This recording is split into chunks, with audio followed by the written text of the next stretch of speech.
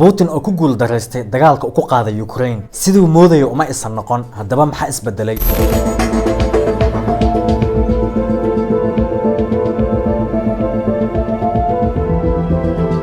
muxuu damacsan yahay Putin waa maxay xaqiiqada dhabta ah ee dagaalkan uu salka ku hayo maxay ilaa hadda NATO ugu soo gurman laadahay Ukraine Ukraine is a struggle for the future of freedom and self-determination.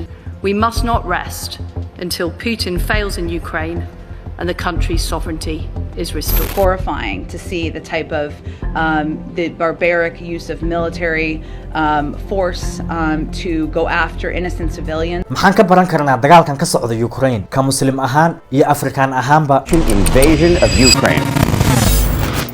magacaygu Cabdiqafaar Gamaadiid oo idin leh meel walba oo joogtaan soo dhawaada ka hor inta aanan u galin muuqaalkeena waxaan aad ugu mahadcelinayaa asxaabta ku xiran channelkan Cabdiqafaar Gamaadiid channelkeena waxa uu gaaray 13,000 oo subscribe aad u mahadsantiin asxaabta haddana muuqaalkeena ayaan toos u galaynaa 21 February maalin Isniin ah sanada 2022 Putin wuxuu amray ciidankiisa militariga ee khaaska ah inay gudaha u galaan wadanka Ukraine. Now the Russian President Vladimir Putin is delivering a national address. This as his Russian troops continue their invasion of Ukraine. Vladimir Putin has just addressed the Russian people moments ago, announcing what Putin called the start of a military special operation, in his words, to demilitarize Ukraine. subaxnimadaas Ukraine waxay u ahayd maalin madow dunidu waxay indhaha ku wada hayeen dagaalka uu Putin ku qaaday wadankaas laakiin falcelinta reer galbeedku waxay ahayd mid si joogto ah iskaga soo daba dhacayso ayagoo digniin u diraya Putin in dagaalka uu ku joojiyo si degdeg ah laakiin Putin waxa uu cad oo uu arkaa wadan uu aaminsan yahay inuu ka mid yahay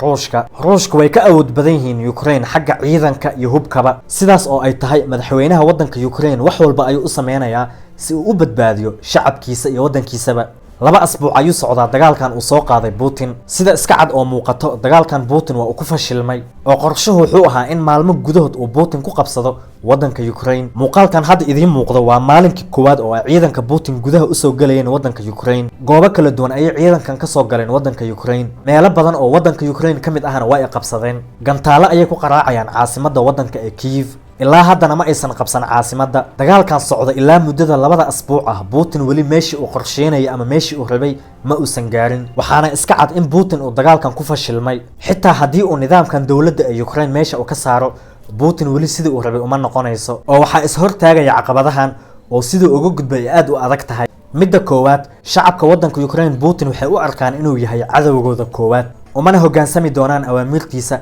xitaa haddii uu qabsado wadanka midda labaad ayadana waxaa wadanka ka jira oo laga aaminsan yahay koox xag jir ah oo lagu magacaabo neo-nazism kooxdan waa koox aad u madax adag waxaana ka soo farcameen wadanka Germany waxaana la aasaasay kadib dagaalkii labaad ee adduunka kooxdan loo yaqaan neo-nazism Putin aad ay isku neceb yihiin как ожидалось происходят не с регулярными частями вооруженных сил Украины а с националистическими формированиями которые, как известно, и несут прямую ответственность за геноцид над oo Putin wuxuu aaminsan yahay kooxdaas inay ka soo horjeedo jiritaanka wadanka Ruushka muuqaalkan ila fiirso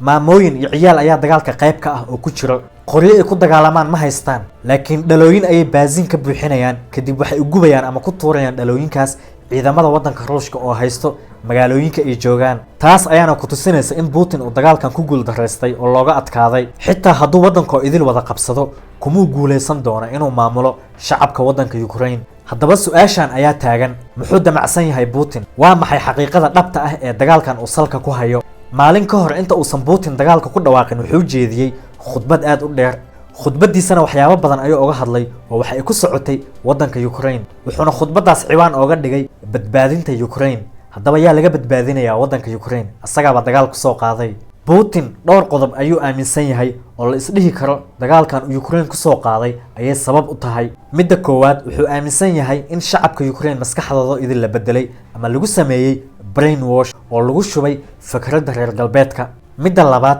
Ukraine in lagu qasbaya inay xubin ka noqoto midowga NATO hadday ku biirto NATO meeshaas waxa ku soo afjarmayo awoodii wadanka Ruushka midda saddexaad oo uu Putin aaminsan yahay ayaa ah siyaasadda wadankaas inay gacanta ugu jirto kooxda qalafsan ee mayalka adag ee loo yaqaano neo-nazism kooxdan ayaa ka soo horjeedo gabi ahaanba jiritaanka wadanka Ruushka Putin wuxuu aaminsan yahay kooxda neo-nazism inay ku tahay caqabad. waxyaabahaas oo isbiirsaday ayaa ku qasbay Putin inuu dagaalka ku qaado wadankaas asagoo ku soo celcelinayo waxaan badbaadinayaa shacabka wadanka Ukraine, waxaana ka badbaadinayaa buu leeyahay afduubka ay u geysteen Mareykanka iyo xulufadiisa. Putin waxa uu leeyahay kooxdan loo yaqaan neo-Nazism waxa ay soo galeen siyaasadda wadanka Ukraine ayagana si dadban wadanka ugu talinayo. haddii si loo fiiriyo kooxdan afkaartooda ay ku beeraan jiilka hadda soo kacayo, waxa ay leeyihiin military aad u xoog badan, ciyaalkoodana inta ayba soo qaangaarin ayay usii bilaabaan tababarka ciidan. militarigoodii ciidankoodana waxaa lagu biiriyey ciidanka wadanka Ukraine, ayagana waxaa loo aqoonsaday inay noqdaan xisbi siyaasadeed oo wadankaas ay isku soo sharxi karaan madaxweyne. Putin waxyaabaha uu ka baqayo oo uu diidan yahay waa in kooxdan ay u taliso wadanka Ukraine.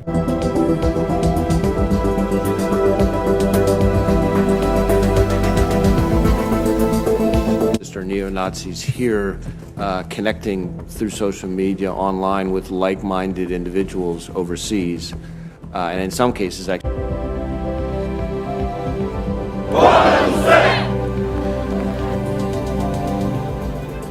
NATO ayaa ka gaabisay in gurmad ciidan iyo mid hubba ay la garab istaagto wadanka Ukraine. haddaba maxaa dhacay?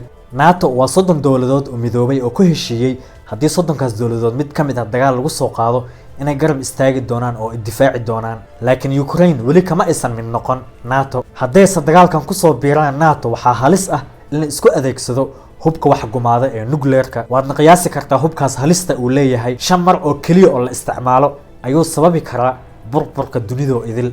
Putin ayaa si dadban ugu digay reer galbeedka iyo NATO, wuxuu heegan geliyay saraakiisha nuclearka taasoo ka dhigan waqti walba diyaar ayaan ahay. laakiin dowladaha Yurub ayaa muwaadiniintooda u fasaxay si mutadawacnimo ah in dagaalka ay kaga qayb qaataan. Mareykanka ayaa ballan qaaday inuusan ogolaanaynin in lagu soo xadgudbo taako wadan ka tirsan NATO. haddana wuxuu ciidamo aad u badan u daadgureeyay wadanka Poland oo ka tirsan NATO. haddaba haddii aan nahay dad muslimiin ah kana soo jeedo qaaradda Afrika, maxaan ka baran karnaa dagaalkan ka socdo wadanka Ukraine? wuxuuna tusay dagaalkan wajiga qarsoodiga ah ee reer galbeedka. sidaad la socotaan reer galbeedka weligood waxa ay dhihi jireen hala kala saaro siyaasadda iyo diinta, siyaasadda iyo ciyaaraha. bal wax yar u kaadi, Yuhuuddu waxay xoog ku haysataa oo ay qabsatay dhulka Falastiin. reer galbeedkana waxay aaminsan yihiin dadkana ka dhacsiiyeen dagaalkaas ay Yuhuuddu ku soo qaaday dhulka Falastiiniyiinta inuu dagaalkaas yahay dagaal siyaasadeed. sidoo kale dagaalka ka socdo wadanka Syria oo Putin uu la safan yahay nidaamka Bashar al-Assad, Mareykankana ka soo horjeedo, dagaalkaas asagana waa dagaal siyaasadeed. midka hadda Ukraine ka socdana sidoo kale waa dagaal siyaasadeed. haddaba waxaan iftiiminaynaa wajiga qarsoodiga ah ee reer galbeedka. meeshaan ma ahan dunida saddexaad, dagaalna uma qalanto. meeshaan waa Yurub, dadkan waa dad cadcad oo European ah. bal muuqaalkan ila daawo. It's very emotional for me because I see European people with blue eyes and blonde hair being killed, children being killed every day with Putin's missiles. You know, this is a relatively civilized, relatively European. And this is not a developing third world nation. This is Europe. These are Christians, bal wariyaashan waxay ku hadlayaan ila fiiriya. meeshaan ma ahan dunida saddexaad, meeshaan waa Yurub, dadkana waa dad cadcad uma qalmaan in la barakiciyo. dunida saddexaadna waxa ay ka wadaan Afrika. meeshaan ma ahan meel dagaal oo Afrika. And this is not a developing third world nation. This is Europe. sidoo kale meeshaan ma ahan Syria iyo Iraq, dadkaas looga bartay qaxootiga. macnaha ujeedada hadalkooda waa sida tan: annaga haddii aan nahay dad cadcad oo European ah, inna la qaxiyo oo la barakiciyo uma qalanno, oo waxaan nahay dadka kale ka karaamo badan oo ka sharaf badan. dadka Afrika, Iraq iyo Afghanistan iyo Syria ka soo jooda la mid manihin oo ka sharaf badan nahay. hadalkooda sidaas ayay oo la joodaan. waxa hadalkaas soo tabinayana waa wariyaal waaweyn oo u shaqeeyo telefishinada waaweyn ee caalamka. macnaha waxa laga dhaadhacsiinayaa dagaalka ka socda Iraq, dagaalka ka socda Falastiin, sidoo kale dagaalka ka socda Syria. dadka masaakiinta ah ee dagaalkaas ku dhimanayo waxa ay ka liitaan kana hooseeyaan Yurubiyaanka cadaanka ah ee ku barakacayo Ukraine. sidoo kale dowladaha wadamada Yurub waxay sheegeen dadka ka soo barakacaya Ukraine inaan loogu wicin ama loogu yeerin waa qaxooti ama barakacyaal ee si fiican loo soo dhaweeyo. dadka masaakiinta ah ee Syria ka soo qaxayana xuduud ayay ka xirteen. sidoo kale Yurubiyaanku waxayna tuseen qofka in si mutadawacnimo ah oo ugu soo dagaalamo ama dagaal u aado wadanka Ukraine, oo qofkii wadamadaas Carabta aado inuu yahay argagixiso. siyaasadda iyo ciyaaraha hala kala saaro. ciyaaryahankii hore ee Arsenal maxaa ku dhacay? Ozil Twitterkiisa ayuu ku soo qoray qoraal uu ku difaacayo muslimiinta lagu gumaaday ama lagu dhibaateynayo wadanka China. maxaa ka dambeeyay in laga ciyaariyo oo laga kansalo gebi ahaanba ciyaarihii qaranka uu ka ciyaari jiray wadankiisa? kaliya waxaa lagu haystay maxaad oga hadashay muslimiinta wadanka China. haddana maanta waxaad arkaysaa garoomada waaweyn ee Ingiriiska in lagu soo dhejinayo calaamo waaweyn oo lagu taageerayo Ukraine sidoo kale ciyaartooydoodana xabadku waxay ku soo qoranayaan waxaan la safanahay Ukraine tani waa caqliga iyo fikradda reer galbeedka inaad ayaga la mowqif noqoto haddii aad ka soo horjeesatana waxaa tahay dambiile ama argagixiso maantana muuqaalkana intaas ayuu noogu egyahay haddii aad nagu cusub tahay soo dhawow channelkana subscribe dheh muuqaalkana like saar si dad badan u sii gaaro waqtigaagana waad ku mahadsan tahay